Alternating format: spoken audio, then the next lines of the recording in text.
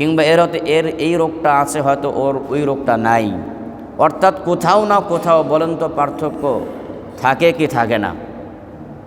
হুবহু বৈশিষ্ট্য, গঠন, আকার, আকৃতি, চরিত্র এবং বৈশিষ্ট্য ভালো হোক মন্দ হোক, যমজ হলেও তার উপরেও কিন্তু তাদের মাঝে পার্থক্য থাকে।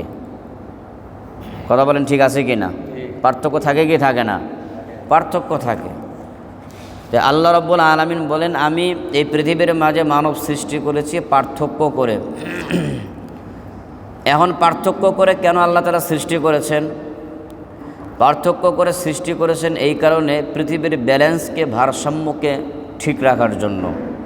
সবার স্ট্যাটাস, সবার পজিশন, সবার অবস্থান যদি একরকম হইতো, তাহলে এই পৃথিবীর মানুষ তাদের বসবাস করাটা, সামাজিকতা রক্ষা করা, পারিবারিক বন্ধন রক্ষা করা এবং রাষ্ট্রীয় জীবন রক্ষা করা তাদের পক্ষে পসিবল ছিল না। কারণ কেউ কারো প্রতি তখন মুখাপেক্ষী থাকতো না। আমি কেন তার প্রতি মুখাপেক্ষী থাকব? সে যে স্ট্যাটাসের মানুষ, আমিও তো সে একই কোয়ালিটির মানুষ, সুতরাং তার কাছে নত হওয়ার তো আমার কিছু নাই। কথা কোন ঠিক না ঠিক? আমরা কখন আরেকজনের কাছে নত হই? আমার মাঝে এই কোয়ালিটি নাই, তার মাঝে আছে, সেজন্য তার আমরা ধন্যা ধরি, তার কাছে আমরা নত স্বীকার করি। যে কোনো অ্যাঙ্গেলেই হতে পারে, যে কোনো সাইডেই হতে পারে, তবে স্বীকার করতে হবে আমি তার বরাবর না, আমি তার সমান না। কিছুটা হলেও তার থেকে কোনো দিক থেকে আমি উপরে আছি, আবার কোনো দিক থেকে আমার থেকে সে উপরে আছে। এইরকম তারতম্য করে, পার্থক্য করে, ভেদাভেদ দিয়েই আল্লাহ রাব্বুল আলামিন এই মানব জাতিকে সৃষ্টি করেছেন। কোনো মানুষকে আল্লাহ তাআলা রাজার মর্যাদা দিয়েছেন, আবার কোনো মানুষদেরকে প্রজার মর্যাদা দিয়েছেন। কোনো মানুষকে আল্লাহ তাআলা চেয়ারম্যান বানিয়েছেন, আবার কোনো মানুষকে তার অধীনে কর্মচারী হিসেবে রেখে দিয়েছেন। কোনো মানুষকে আল্লাহ রাব্বুল আলামিন কলকারখানা, এরপরে মেল ফ্যাক্টরির মালিক বানিয়েছেন, আবার কিছু মানুষদেরকে আল্লাহ তাআলা ওই কলকারখানার কিংবা ওই মালিকের শ্রমিক কর্মচারী বানিয়েছেন। সবাই মালিক হবে, সবাই কর্মচারী হবে, এই রকম অবস্থান, এইরকম পজিশন পৃথিবীর প্রত্যেকটা মানুষের না। এই কথাই রব্বুল আলামিন সূরাতুজ যুখরুফে 32 নম্বর আয়াতে রব্বুল আলামিন বলেন, নাহনু কসামনা বাইনাহুম মাঈশাতাহুম ফিল হায়াতিদ দুনিয়া ওয়া রাফা'না বা'দাহুম ফাওকা বা'দিন দারাজাতিন লিয়াত্তাখিযা বা'দুহুম বা'দান সুখরিয়া। রব্বুল আলামিন বলেন, পৃথিবীর মানুষ শুনে রাখো, আমি আল্লাহ, আমি রব্বুল আলামিন পৃথিবীর মানুষকে এক সমান করে একই রকম স্ট্যাটাস পজিশন দিয়ে আমি আল্লাহ রব্বুল আলামিন তোমাদেরকে সৃষ্টি করি নাই। আমি আল্লাহ তাআলা তোমাদের এই দুনিয়ার জিন্দেগিতে প্রত্যেকে আলাদা কর্মক্ষেত্র দিয়ে, দুনিয়ার সামগ্রী দিয়ে, একজনকে একক সামগ্রী দিয়ে আমি আল্লাহ তাআলা তোমাদেরকে সৃষ্টি করেছি। কেন আল্লাহ রব্বুল আলামিন সবাইকে সমানভাবে সৃষ্টি করেন নাই? কেন আল্লাহ রব্বুল আলামিন কাউকে ধনসম্পদ দিয়েছেন, আবার কাউকে ধনসম্পদ দেন নাই? কাউকে আল্লাহ তাআলা সুশ্রী বানিয়েছেন, আবার কাউকে আল্লাহ তাআলা কুশ্রী বানিয়েছেন। কাউকে সাদা রং দিয়েছেন, আবার কাউকে কালা রং দিয়েছেন। কাউকে মোটা হেলদি বানিয়েছেন, আবার কাউকে আল্লাহ রব্বুল আলামিন চিকন করে আল্লাহ তাআলা বানিয়েছেন। কাউকে আল্লাহ তাআলা রাজার মর্যাদা দিয়েছেন, জমিদারের মর্যাদা দিয়েছেন, মালিকের মর্যাদা দিয়েছেন, আবার কাউকে রব্বুল আলামিন শ্রমিকের মর্যাদা দিয়েছেন। এই তারতম্য, ভেদাভেদটা কেন আল্লাহ রব্বুল আলামিন দিয়েছেন? আল্লাহ তাআলা এই আয়াতে বলেন, লিয়াত্তাখিযা বা'দুহুম বা'দান সুখরিয়া। আল্লাহ রব্বুল আলামিন বুঝাতে চান, বলতে চান, আমি কেন এই তারতম্য করে, আমি কেন ভেদাভেদ করে মানব জাতিকে সৃষ্টি করেছি? যেন প্রত্যেকটা মানুষ, একজন মানুষ আরেকজন মানুষের প্রতি যেন মুখাপেক্ষী হয়, একজনের কাজ যেন আরেকজনের মাধ্যমে সম্পাদিত হয়, একে অপরের উপর নির্ভরশীল হয়েই যেন এই মানব জাতি পৃথিবীর মাঝে বসবাস করে। কারণগুলো, এই তারতম্য যদি না থাকে, এই তারতম্য, এই ভেদাভেদ যদি না থাকে, তাহলে আমাদের এই যে সামাজিক বন্ধন ঠিক থাকবে না, পারিবারিক বন্ধন ঠিক থাকবে না। এই জন্য আল্লাহ রাব্বুল আলামিন একে অপরের প্রতি মুহতাজ বানিয়ে যেন একে অপরের সাহায্য সহযোগিতা করতে পারে, একে অপরের সাহায্য সহযোগিতায় আসতে পারে। এই জন্য আল্লাহ রাব্বুল আলামিন মানব জাতিকে এইরকম তারতম্য দিয়ে প্রেরণ করেছেন। পৃথিবীর কোনো মানুষ আল্লাহর পরে, পৃথিবীর কোনো মানুষ, কোনো মাখলুকাত স্বয়ং সম্পূর্ণ হতে পারে না, সর্বে সর্বা হতে পারে না, অল ইন ওয়ান হতে পারে না। পৃথিবীর মাঝে কোনো মানুষ নিজের উপর স্বয়ং সম্পূর্ণ হতে পারে না, পৃথিবীর কোনো মানুষের কোনো বস্তুর শরণাপন্ন হবে না। এই রকম মানুষ, এই রকম মাখলুকাত বলেন তো পৃথিবীর মাঝে কি আছে? এই যে আমি আপনি আছি, আমি আপনি মনে করতে পারি যে আমি স্বয়ং সম্পূর্ণ, টাকা পয়সার অভাব নাই, ধন দৌলতের অভাব নাই, কিসের আমার অভাব আছে? আমি বলি সবচেয়ে আপনি অভাবের মধ্যে বেশি আছেন। কারণ কিভাবে? আপনি যদি দুনিয়াবী ক্ষেত্রে স্বয়ং সম্পূর্ণ হন, তার উপরও আমি বলবো আপনি সবচাইতে বড় পরমুখাপেক্ষী। কারণ হলো, কথা বলার জন্য আপনি মুখাপেক্ষী হচ্ছেন জবানের, শ্রবণ করার জন্য মুখাপেক্ষী হচ্ছেন আপনি কানের, এবং আপনি হাত দিয়ে কোনো বস্তুকে ধরার জন্য মুখাপেক্ষী হচ্ছেন হাতের। তার মানে কিভাবে আপনি নিজে স্বয়ং সম্পূর্ণ হলেন?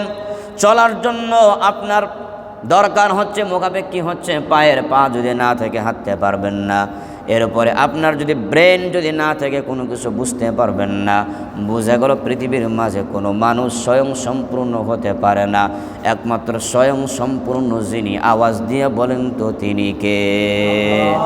আরো জোরে বলি তিনি কে?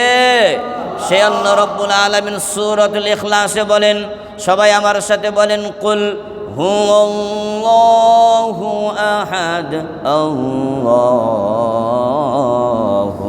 সামাদ। আল্লাহ রাব্বুল আলামিন বলেন, ইয়া রাসূলুল্লাহ, ইয়া হাবিবাল্লাহ, পৃথিবীর মানুষকে বলেন আল্লাহ হলেন কয়জন?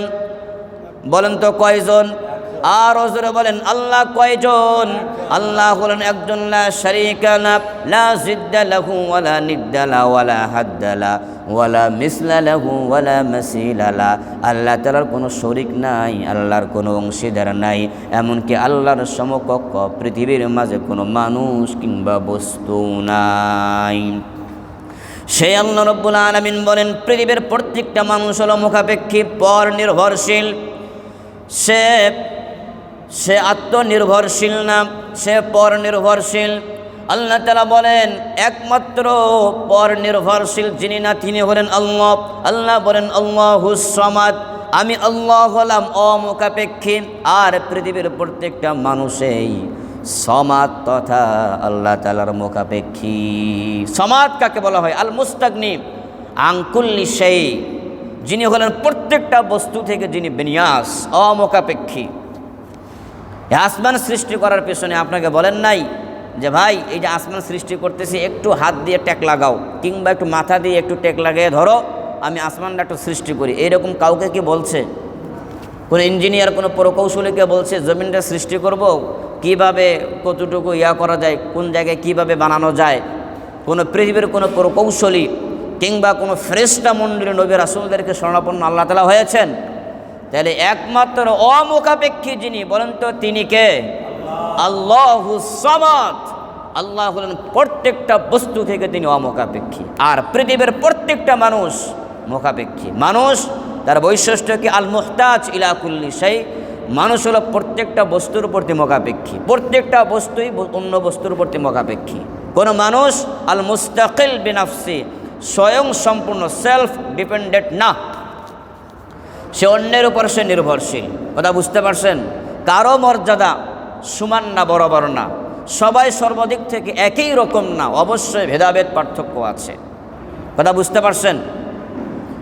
এই জন্য আল্লাহ রাব্বুল আলামিন কাউকে মালিকের মর্যাদা দিয়েছেন, আবার কাউকে শ্রমিকের মর্যাদা দিয়েছেন। এতে মনক্ষুণ্ণ হওয়া যাবে না। এই ফায়সালা এই ডেস্টিনেশন, এই ফয়সালা, এই ডেস্টিনি কার পক্ষ থেকে নির্ধারিত? আল্লাহর পক্ষ থেকে নির্ধারিত। বলেন তো কার পক্ষ থেকে? আরো জোরে বলেন না, কার পক্ষ থেকে? আল্লাহ আমার শ্রমিক বানিয়েছে, আল্লাহ আমার পর মোকাপেক্ষি বানিয়েছে, মন খারাপ করা যাবে? বললাম তো আল্লাহ ছাড়া কোনো মানুষ অপরের প্রতি, আল্লাহ ছাড়া কোনো মানুষ অপরের প্রতি মোকাপেক্ষি। সবাই প্রত্যেকটা বস্তুর প্রতি মোকাপেক্ষি একমাত্র আল্লাহ তাআলা ছাড়া। সে যতই সে কলকারখানা মানে মেল ফ্যাক্টরির মালিক হোক না কেন, সে অবশ্যই অপরের প্রতি সে মোকাপেক্ষী। তা আল্লাহ রাব্বুল আলামিন এই পৃথিবীর মাঝে কাউকে মালিকের মর্যাদা দিয়েছেন, আবার কাউকে আল্লাহ রাব্বুল আলামিন শ্রমিকের মর্যাদা দিয়েছেন। এমনকি নবী রাসূলদেরকেও আল্লাহ রাব্বুল আলামিন শ্রমের কাজ করিয়েছেন, শ্রমিকের কাজ করিয়েছেন। বলেন তো করেছেন কি করেন নাই? হযরতে মূসা কালিমুল্লাহ, আল্লাহর নবী মূসা কালিমুল্লাহ নবী হওয়ার পূর্বে হযরতে শুআয়ব ওয়া আলা নবিয়িনা আলাইহিস সালাতু ওয়াস সালামের কাছে যখন গেলেন, হযরতে শুআয়ব, আল্লাহর নবী শুআয়ব মূসাকে বললেন, হে মূসা, ইন্নী উরিদু আন উনকিহাকা ইহদা বানাতাইয়া হাতাইনি আলা আন তাজুরানি সামানিয়া হিজাজ। হযরতে শুআয়ব নবী মূসা কালিমুল্লাহ জলিল কদর নবী মূসা কালিমুল্লাহকে বললেন, মূসা, আমি তোমাকে আমার মেয়ের সাথে বিবাহ বন্ধনে আবদ্ধ করতে পারি, আমি আমার মেয়েকে তোমার সাথে বিবাহ দেব, তবে শর্ত হলো বিবাহ দেওয়ার আগে আমার অধীনে তোমাকে 8 বছর কাজ করতে হবে। কয় বছর? 8 বছর কাজ করতে হবে। শুআয়ব নবী তিনি মূসাকে বললেন যে আমার অধীনে তোমাকে শ্রমের কাজ 8 বছর করতে হবে। সামানিয়া হিজাজ, 8 বছর তোমাকে এই শ্রমের কাজ করতে হবে। শুআয়ব নবী আল্লাহর নবী মূসা কালিমুল্লাহকে বললেন। মূসা কালিমুল্লাহ যেমন তেমন নবী, জলিল কদর রাসূলদের মানে বড় রাসূলদের মধ্যে যারা নাম সর্বাগ্রে চলে আসে, যাকে বলা হয় মূসা কালিমুল্লাহ, যিনি সরাসরি আল্লাহর সাথে কথা বলতেন। বলি সুবহানাল্লাহ। এই নবীকে শুআয়ব তিনি নবী, তিনি রাসূল নন। আর মূসা তো নবী রাসূলও। সেই নবী রাসূল মূসাকে বলছে যে আমি তোমাকে আমার মেয়েকে বিবাহ দেব, শর্ত হলো 8 বছর আমার অধীনে তোমাকে কাজ করতে হবে। এরপরে শুআয়ব নবী আরও বললেন, ফাইন আতমামতা আশরান ফামিন ইনদিক, আর 8 বছরের জায়গায় যদি 10 বছর তুমি শ্রমের কাজ করো, 10 বছর যদি আমার অধীনে কাজ করো, তাহলে এটা তোমার ইচ্ছা, তোমার পক্ষ থেকে চাইলে তুমি করতে পারো। তবে ওয়ামা উরিদু আন আশুক্কা আলাইক, আমি তোমাকে কোনো কষ্ট দেব না, আমার পক্ষ থেকে কোনো কষ্ট, কোনো যন্ত্রণা আমি তোমাকে দেব না। তবে তোমার অবশ্যই কমাস কম তোমাকে 8 বছর শ্রমের কাজ করতে হবে।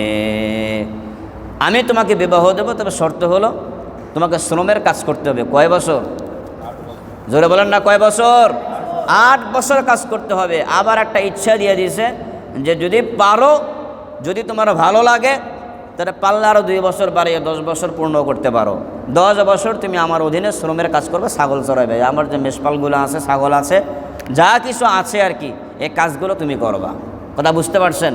তাহলে মূসা নবী পর্যন্ত কি করছেন? শ্রমের কাজ করেছেন। প্রত্যেকটা নবী, হযরত আদমও শ্রমের কৃষি কাজকর্ম করেছেন।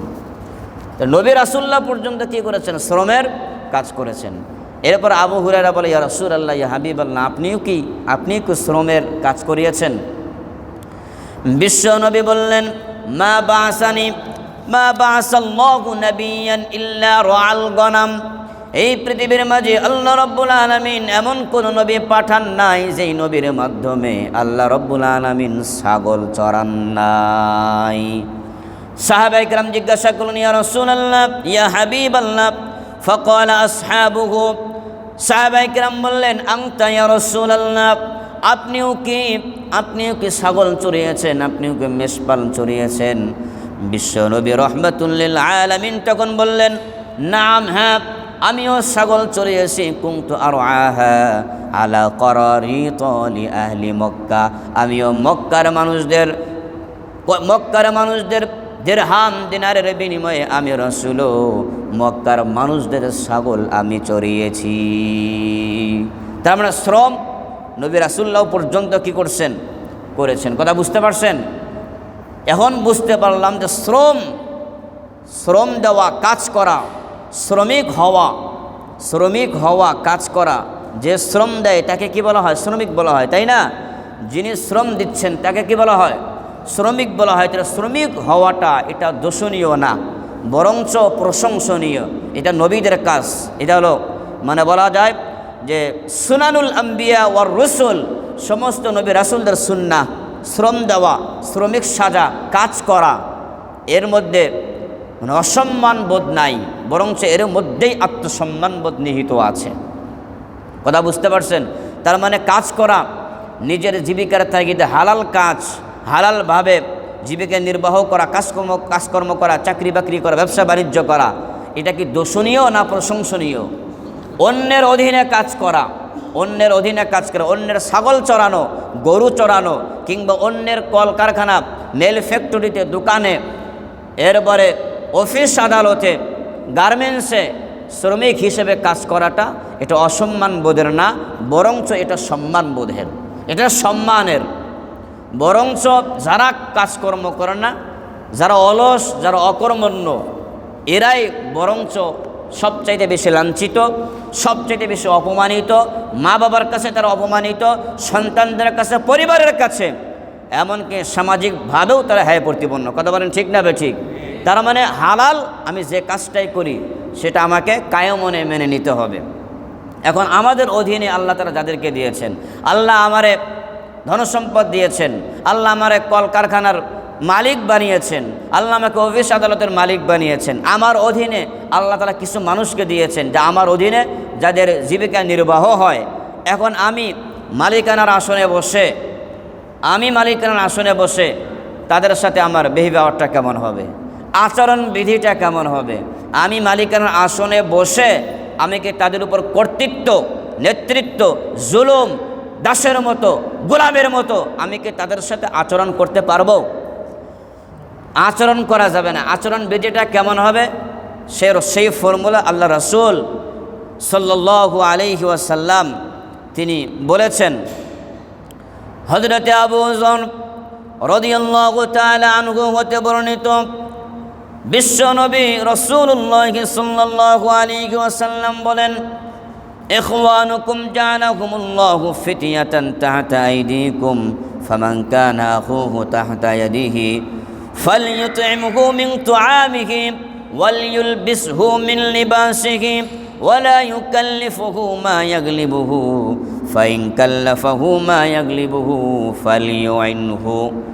হযরত আবু যর আল গিফারি রাদিয়াল্লাহু তাআলা আনহু তিনি বলেন, বিশ্বনবী বলেছেন, ও আমার উম্মতেরা, আমার কিছু উম্মতদেরকে তোমাদের অধীনস্থ করে দেওয়া হয়েছে, সুতরাং তোমরা মালিকানার আসনে বসে তোমাদেরকে যাদের অধীন করে দেওয়া হয়েছে তাদের উপর তোমরা কর্তৃত্ব, জুলুম, নির্যাতন, অন্যায়, অবিচার করবা না।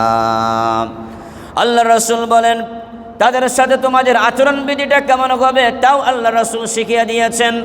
আল্লাহ রাসূল বলেছেন, ফালইউতইমহু মিন তুআমি। আল্লাহ রাব্বুল আলামিন যে তোমাদের অধীনে কিছু কর্মচারী দিয়েছেন, কিছু লোক দিয়েছেন, কিছু মানুষ দিয়েছেন, তাদের প্রতি তোমাদের আচরণ বিধিটা এমন হবে, তোমরা যা খাইবা তাদেরকেও সেটা খাওয়াইবা। তোমরা যা খাইবা, আল্লাহ রাসূল বলেন, ফালইউতইমহু মিন তুআমিহি। পুরোপুরি না দিতে পারলেও যতটুকু সম্ভব হয় তোমরা যা খাইবা তোমাদের খাবারের মাঝেও তোমাদের কর্মচারীদেরকে শরীক করো। ওয়ালইউলবিসহু মিন লিবাসি। আর তোমরা যা কিছু পরিধান করো, তোমাদের পরিধেয় যে বস্ত্র আছে, যে কাপড় চোপড় আছে, তোমরা যা পরিধান করো, তোমাদের অধীনে যারা আছে তোমরাও তাদেরকে সেম কোয়ালিটির পোশাক পরিধান করাও। কার কথা? রাসূলের কথা। বলেন তো কার কথা?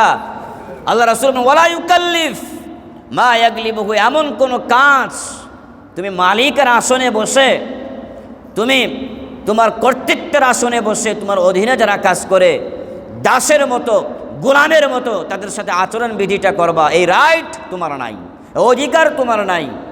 তাদের সাধ্যের বাহিরে, ক্ষমতার বাহিরে তোমাকে তাদের উপর কাজ চাপিয়ে দেওয়া যাবে না, কাজ চাপিয়ে দেওয়া যাবে না। তোমার সেই কর্মচারীর অবস্থা, তার হালত বুঝে, তার অবস্থান বুঝে তাকে সেইভাবে কাজটা দিতে হবে। আপনি মালিক বলে কর্মচারীকে আপনি যাচ্চা স্বেচ্ছা কাজ দিবেন, কাজ বাড়িয়ে দিবেন, তার উপর জুলুম করবেন, তার সময়ের বাহিরে, ডিউটির বাহিরে কিংবা তার যে এরিয়া আছে এরিয়ার বাহিরে কাজ দিয়ে তার উপর জুলুম করবেন, আল্লাহ রাসূল বলেন এই কাজটা যেন তোমাদের দ্বারা না হয়।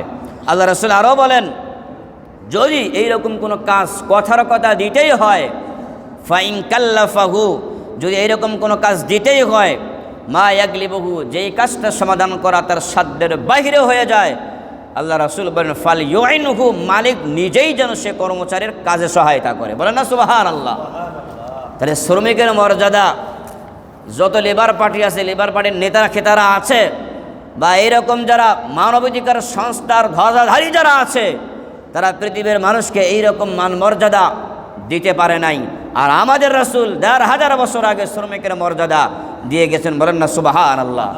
মালিক যদি আপনি কর্মচারীর উপর আপনার ওই কর্মচারীর সাধ্যের বাহিরে কাজ চাপিয়ে দেন, মালিক নিজেই যেন সে কাজের সাথে শরীক থাকে, ইনভলভ যেন থাকে, যে এটা তোমার ক্ষমতার বাহিরে, ডিউটির বাহিরে কিংবা তোমার শক্তির বাহিরে, তাহলে আমার উচিত হলো, মালিকের উচিত হলো সে শ্রমিকের কাজে সহায়তা করা।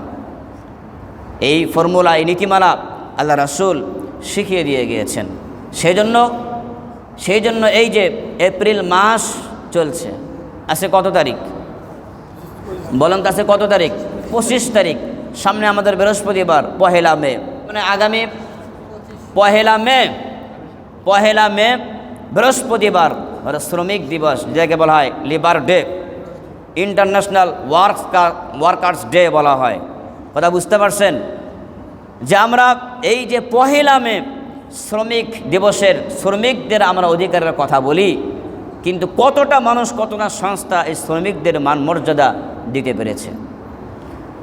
আজ থেকে সেই 200 বছর আগে 1886 খ্রিস্টাব্দে সে আমেরিকার শিকাগো শহরে যে আন্দোলন হয়েছে, শ্রমিকদের আন্দোলন হয়েছে, তখনকার আমলে শ্রমিকদের শুধু 8 ঘন্টা না, 10 থেকে 12 ঘন্টা, 15 ঘন্টা পর্যন্ত মালিকরা শ্রমিকদেরকে গোলামের মতো, দাসদের মতো ব্যবহার করে তাদেরকে খাটিয়ে নিত। তারা নিজের স্বার্থ সিদ্ধি করত। সে 1886 খ্রিস্টাব্দে 1 মে সেই শিকাগো শহরে হে মার্কেটে, সেখানে অনেক শ্রমিক সমবেত হয়ে, প্রায় 40,000-এর মতো শ্রমিক সমবেত হয়ে তারা সেখানে বলেছে যে আমরা এত ডিউটি করতে পারবো না, আমাদের কর্ম সময়কে 8 ঘন্টা করে দেওয়া হোক। তারা বলছে 8 ঘন্টা শ্রমিক কাজ করবে, 8 ঘন্টা রেস্টে থাকবে, আর 8 ঘন্টা তারা বিনোদন করবে। তাদের স্লোগান ছিল 8 ঘন্টা শ্রমিক কাজ করবে, আর 8 ঘন্টা সে বিশ্রাম নেবে, আর 8 ঘন্টা সে বিনোদন করবে। এইভাবে 3 আটা কত হয়? 24।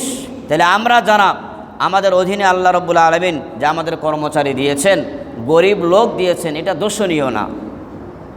হযরত আয়েশা সিদ্দিকা রাদিয়াল্লাহু তাআলা আনহা তিনি বলেন, বিশ্ব নবী প্রায় আল্লাহর কাছে এই বলে দোয়া করতেন, আল্লাহুম্মা আহয়িনি মিসকিনান ওয়া আমিতনি মিসকিনা ওয়াহশুরনি ফি জুমরাতিল মাসাকিন। আল্লাহ রাসূল বিশ্ব নবী আল্লাহর তাআলার কাছে এই বলে দোয়া করতেন, আয় আল্লাহ, আমাকে এই দুনিয়ার মাঝে মিসকিন অবস্থায়, গরিব হালতে আল্লাহ তুমি আমাকে রাখো, আর যখন আমার মরণ দিবা তখনও যেন আমার মিসকিন তথা গরিবানা হালতে আমার মরণ হয়ে যায়। শুধু তাই না, আল্লাহ রাসূল আল্লাহর কাছে আরো দোয়া করতেন, ওয়াহশুরনি ফি জুমরাতিল মাসাকিন, আয় আল্লাহ, এই যে দুনিয়া পরবর্তী জিন্দেগি, পরকালে আখিরাত দিবসে রব্বুল আলামিন বড় লোকদের সাথে আমার হাসর করিও না, আল্লাহ মিসকিনদের দলের সাথে আমাকে হাসর করিও, মিসকিনদের দলে আল্লাহ আমাকে শামিল করিও। আয়েশা বলে, ইয়া রাসূলুল্লাহ, আপনি এই দোয়াটা কেন করলেন? আপনি এই দোয়াটা কেন করলেন যে আপনি মিসকিন অবস্থায় দুনিয়াতে থাকতে চান, মিসকিন অবস্থায় আপনি মারাও যেতে চান, আবার আপনি চান যে আপনার হাসরটা মিসকিনদের সাথেই হোক, এই দোয়াটা, এই ব্যতিক্রম ধর্মী দোয়াটা আপনি কেন করলেন? আল্লাহ রাসূল বলেন, হে আয়েশা শোনো শোনো, যে আল ফুকারা ইয়াদখুলুনাল জান্নাহ ক্বাবলা আগনিয়াইহিম বি500 সানাহ, এই গরিব মানুষরা, এই অসহায় মানুষরা, মিসকিন মানুষরা বড় লোকদের 500 বছর পূর্বে এই গরিব লোকেরা জান্নাতে প্রবেশ করবে। বলেন না সুবহানাল্লাহ।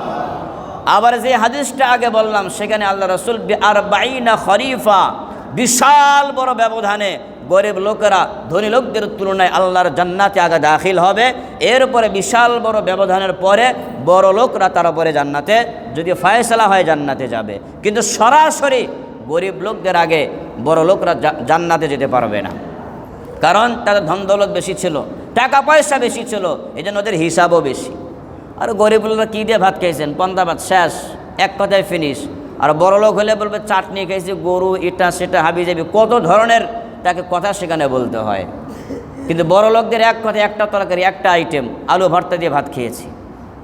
আর বড় লোকদের আইটেম গুনতে হয়, আঙ্গুল বের করে তারপরে গুনতে হয়। তো হিসাবটা বেশি না বলেন? হিসাবটা বেশি। টাকা কোথায় রেখেছে না রেখেছে, কোন পথে খরচ করেছে না করেছে, টাকাগুলো কীভাবে আয় করেছে, কীভাবে ব্যয় করেছে, হিসাব না দিয়ে কি আগে জান্নাতে যাবে? কথা বলেন না, জান্নাতে যাবে? এই জন্য বড়লোকদের তুলনায় গরিব লোকেরা, আল্লাহ রাসূল এই হাদিসে, যে হাদিসের মধ্যে আল্লাহ রাসূল দোয়া করেছেন, আল্লাহ মিসকিন অবস্থায় আমাকে এই পৃথিবীতে রাখো, মিসকিন অবস্থায় আমাকে মরণ দিও, আর মিসকিনদের সাথে আমার হাসর করিও। আল্লাহ রাসূল আয়েশার প্রশ্নের উত্তরে বলেছেন যে গরিব লোকেরা 40 খরিফা পূর্বে ধনী লোকদের তুলনায় আগে জান্নাতে প্রবেশ করবে।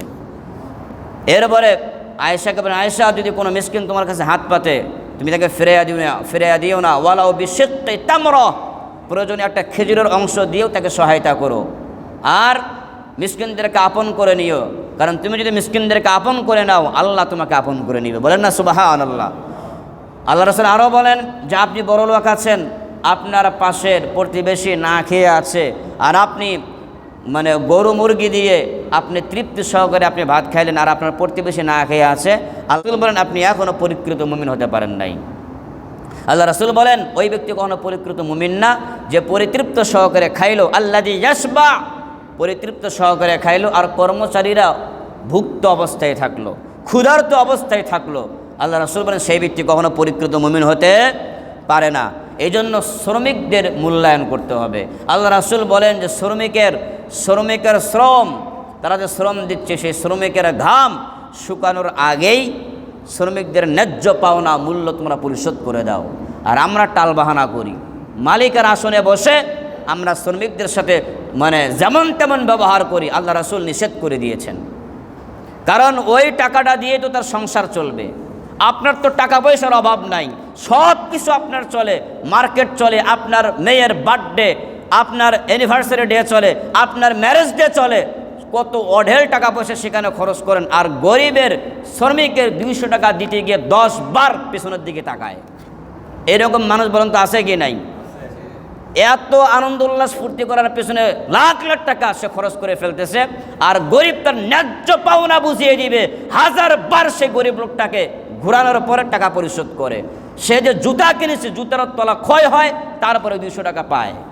তো এইরকম জালেম মালিক, কলকারখানার ফ্যাক্টরির মালিক কিংবা এরকম কর্তৃত্বের আসনে যারা আছে, এরকম জুলুম, এরকম অন্যায়কারী জালেম, এরকম মালিকের আসনে আমাদের সমাজে বলেন তো আছে কি নাই?